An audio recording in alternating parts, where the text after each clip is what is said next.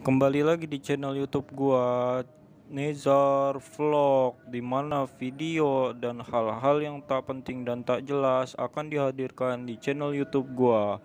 Jangan lupa di-like, ditonton walaupun sedikit, walaupun tidak bermanfaat, dan jangan di-subscribe karena gua bukan pengemis subscribe. Yuk kita tonton.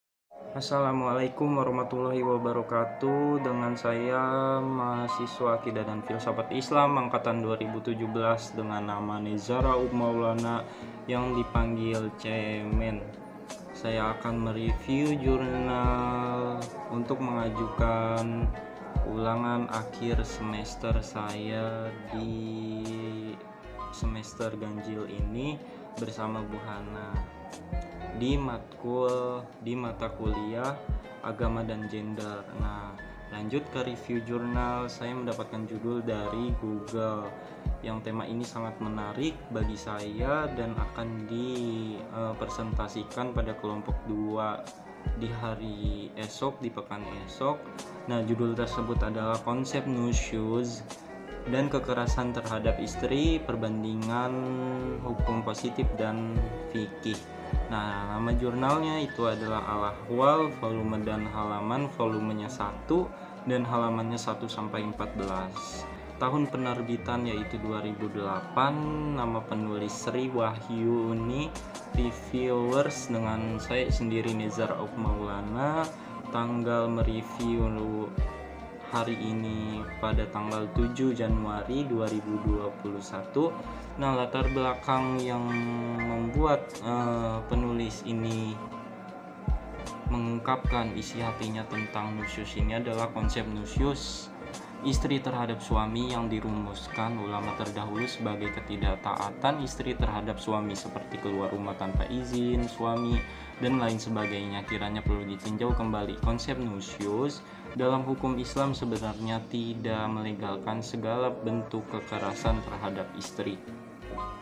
Pemukulan terhadap istri dalam An-Nisa ayat 34 hendaknya dimaknai sebagai tindakan untuk memberi pelajaran, bukan untuk menyakiti bahkan membuat kekerasan. Apalagi pemukulan yang dimaksud ayat tersebut tidak boleh sampai melukai anggota tubuh istri. Sementara itu, tindakan suami yang memukul istrinya hingga luka atau bentuk kekerasan lain yang dilakukan oleh suami terhadap istri maka dapat dinyatakan sebagai nusyus suami terhadap istri dalam tulisan ini. Apa sih permasalahan yang timbul dalam jurnal ini? Tulisan ini mencoba membahas tentang konsep nusyus dalam fikih dan melakukan upaya reinterpretasi terhadap perintah pemukulan terhadap istri yang nusyus tersebut sehingga tidak dianggap sebagai pelegalan terhadap bentuk kekerasan dalam bentuk rumah tangga sebagaimana telah diatur dalam hukum positif di Indonesia. Apa sih tujuan penelitian ini? Nah, tujuan penelitian ini penulis mencoba melakukan reinterpretasi terhadap konsep nusyus dan pemukulan tersebut sebagai upaya meminimalisasi tindak kekerasan dalam rumah tangga.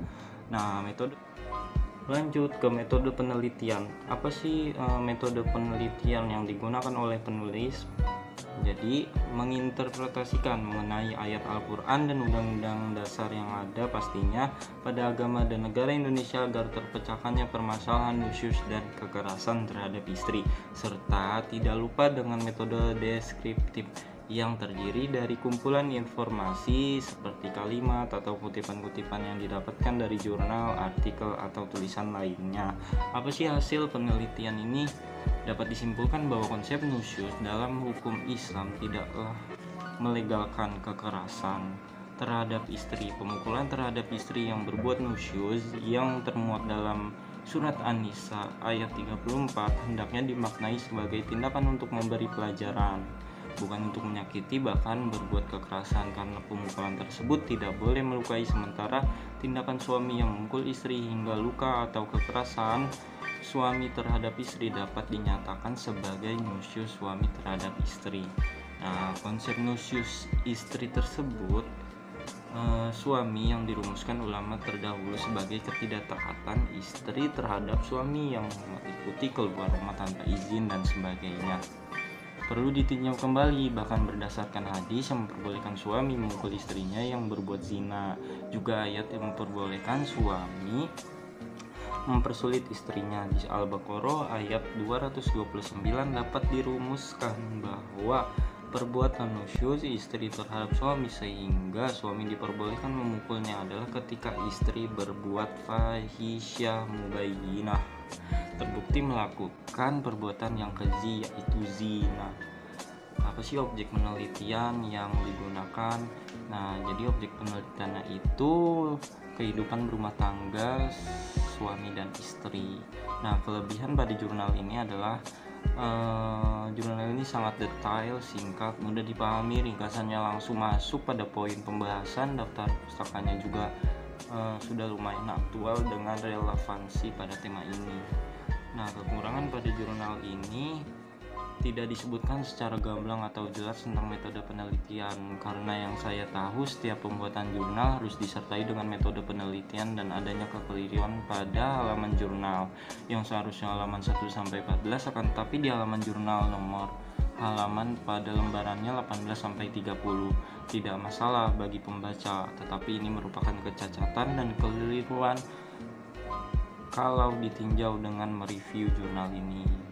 Mungkin cukup sekian, kalau ada kesalahan saya mohon maaf karena saya bukan Tuhan. Wassalamualaikum warahmatullahi wabarakatuh.